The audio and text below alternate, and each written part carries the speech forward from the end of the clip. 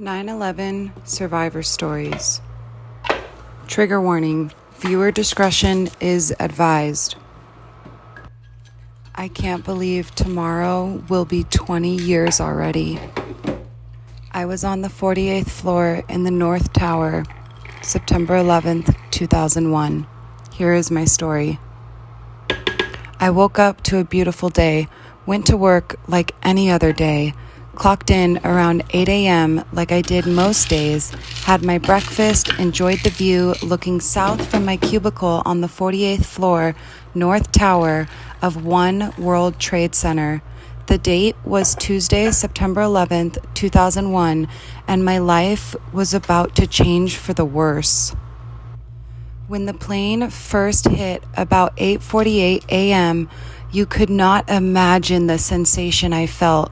It was similar to when one bangs a tuning fork, except the vibration was 10,000 times worse.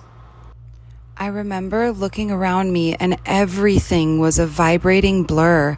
And because my window faced south in the direction of the Statue of Liberty, and since the plane hit the north side, I actually had the sensation that our building moved south by a few inches before it straightened up again.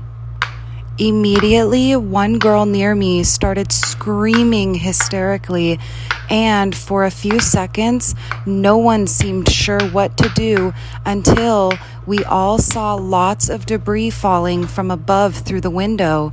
Everyone followed one another to the emergency stairwell. Also, all this time, I had no idea a plane had hit our building yet. We entered the stairwell. It would be a full hour before I made it to the ground floor. The first 4 or 5 flights took about 30 seconds to descend. Then, when other floors below also started entering the stairwell, that's when things took their time. Eventually, we all had to push to the outside of the stairwell so that the firemen climbing up could use the inside of the stairwell. About 30 minutes into the descent, we heard people from above say to clear the way, and 3 women were quickly running down the stairs, and what I saw would shock most people. The front of their dresses were burnt off, as was most of the top layer of their skin. They were in a lot of pain, but were managing to hold in the pain while making their descent. Also, word was making its way down the stairs that a plane had crashed into the building. I wrote that off because it was a sky blue day, so how could a pilot not see the building? I was still not aware of any terrorist talk. Also, I had no idea the South Tower had been hit while we were descending. With about 3 floors to go before arriving at the bottom of the World Trade Center, water was cascading like hell down the stairs. When we finally reached bottom, I looked all around me and saw the shattered glass facing the West Side Highway, and I also took note of one of the elevator doors. It looked as if a giant fist had punched out the door from inside the elevator shaft. I can only assume this was due to the jet fuel shooting down the elevator shaft. For anyone who remembers, the plaza level of the World Trade Center, with all the stores and restaurants, path and subway entrance, we were herded past all these shops and came up the escalator that led us out onto Church Street near the Century 21 department store right on Fulton Street. When I walked towards Fulton, I turned around and looked up and saw for the first time the burning of my tower. Then my head cocked a little to the left and saw with horror the burning of the South Tower. Then a New York City cop grabbed my shoulder and told me to leave the area immediately.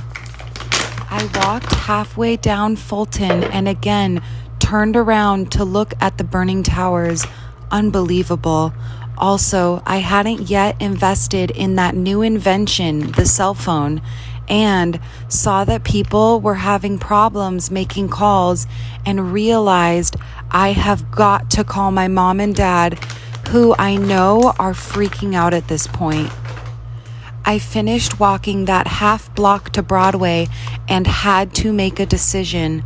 Should I turn left and walk uptown and escape this mess, or find a working payphone and call Tato and Mama?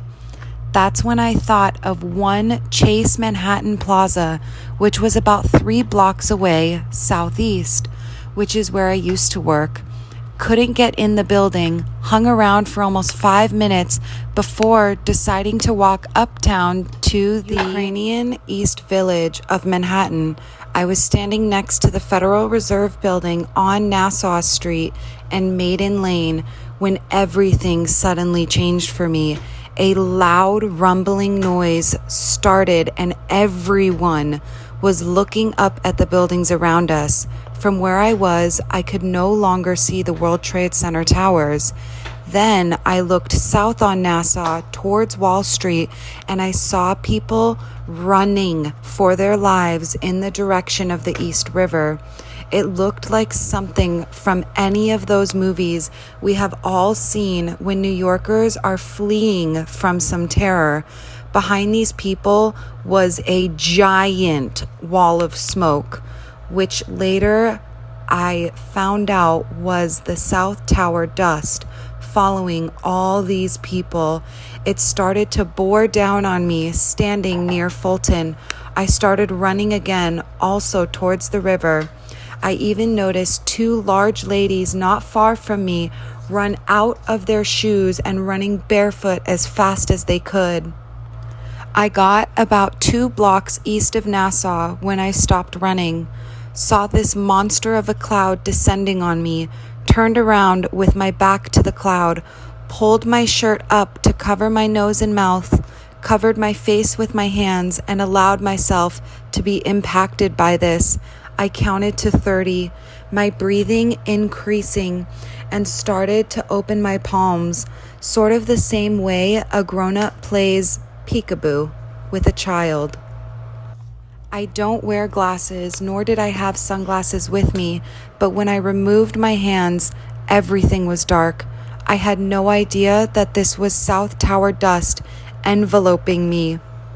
Still breathing with the shirt covering my nose and mouth, thinking this was some kind of dust bomb, I yelled as loud as I could to absolutely no one in particular, "Is this really how I'm going to die?"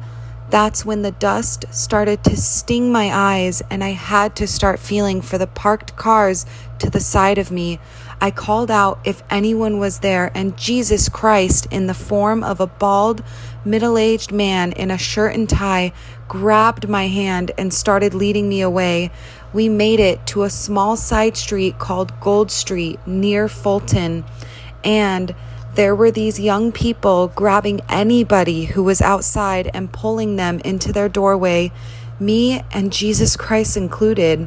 Spent about 30 minutes there, during which time I got to clean my eyes out. Jesus Christ had left by then. To hear the relief in my dad's voice was a blessing, who immediately told my hard-of-hearing mom the news that I was alive. Emerged from the home of these good Samaritans and finally started walking uptown. While walking with all these other folks, I started to recollect how this day had happened the way it did and what my next steps are going to be. I walked through Chinatown, Little Italy, got to Houston Street, and before you knew it, I was in McSorley's Ale House, where I spent almost the next 4 hours. No amount of beer I drank those 4 hours had any effect on me. My good friend came to meet me in McSorley's and even helped clean the dust from my back and neck. Then I remembered a phone card I had on me. I was able to call one of my other good friends from the payphone at McSorley's a 30-year-old bottle of scotch that I had gifted him as a wedding present that he was never going to drink and just use as a display piece was being consumed by him when I called. Why was he drinking? For my death? The only person who thought I didn't make it out. Then I walked towards 2nd Avenue and saw still another good friend of mine who was supposed to be working that day at Brewski's Beer Bar with a bottle of Absolute, whereby he opened Brewski's, locked the door, and he and me proceeded to drink that bottle of Absolute. Listening to the TV, we heard that certain subways and trains were running. So we made our way to Grand Central, and before I knew it, I was home. My phone at home never stopped ringing. I never knew how many friends I had out there. I took about 3 showers, could not get rid of that funky stench from my skin. For the next 3 days, I suffered from a severe case of spaghetti legs. 2 days later, on September 13th, 2001, I started commuting to our backup site in Jersey City, New Jersey. I've been there ever since. 2 months later, when Ground Zero area was reopened, I took a video camera with me and retracted my steps all the way to the apartment on Gold Street to thank the young people who pulled us into their apartment. Sadly, they had already moved away. And that is my 9/11 story.